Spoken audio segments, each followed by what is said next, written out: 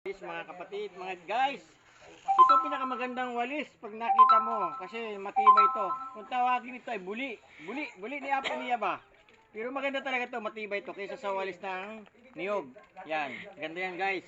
Kaya kung gusto nyo, order lang kayo dito.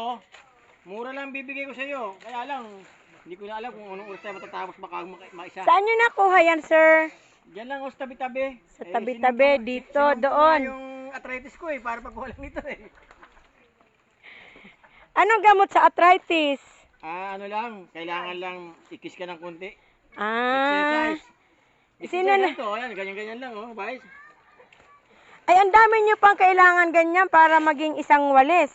Ganun talaga, parang pamilya lang yan. Para magbuklod-buklod yung pamilya, kailangan mo maraming kakampi. Hindi pwedeng wala. Hindi pwedeng makawalis ang nag-iisa lang. Kailangan may partner. Di ba? Okay ba? Okay yun, pero sir, parang may hugot yung ano nyo, salita nyo. Wala naman. Kaya lang... Sino yung pinaghuhugutan nyo niyan? Hindi, hinuhugot ko dito sa walis, oh. Tingnan mo, bakit mo natatawa ka sa ginagawa ko? Hindi natatawa, natutuwa. Natutuwa ka? Natutuwa lang kami. Natutuwa ka kasi ngayon ka lang nakita ng macho na gumagawa ng walis. Yes. Ayan, guys, ito yung office boy sa Manila. Pagdating dito, tagagawa lang ng walis. Ganun talaga mga probinsyano. Oo nga, probinsyanong duka. Guys, tsaga-tsaga lang para makarami.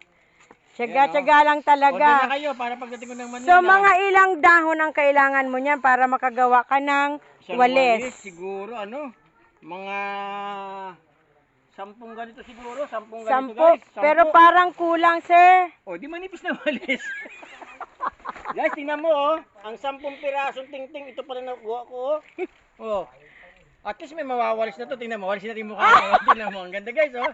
Ang ganda, guys. Ang tibay nito. Oo, ang tibay talaga, no? Kasing tibay ng... Parang tibay, kasing tibay lang yun ang pagmamahal. Hugot pa rin, sir? Pagkasta marami pagmamahal, marami nagmamahal. Ang galing naman ni sir talaga sa mga hugutan. Guys, oh, tingnan mo, gayahin nyo yan, oh, di ba? Oh, yan, ganyan lang paggawa nyo, no? Oh. Di ba, napakadali lang, oh. Oh.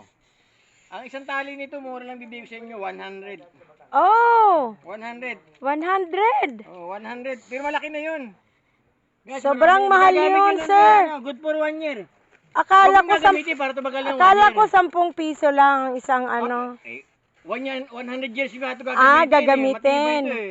Kaya mahal, sir. sir. Sa akin, huwag niyong gamit. Isabit niyo lang. Kahit niyo siya, hindi masisira yan. Okay ba, guys? Okay talaga yung mga nyo, guys. Tingnan nyo tong...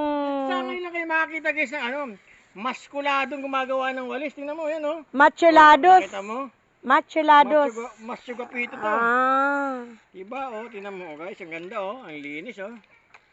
Parang ang linis. Dahil sa macho yung gumagawa, dapat macho rin yung pagkakatali nung Ay, oo, siyempre. walis. Parang pag-ibig na tinali ng pagmamahal.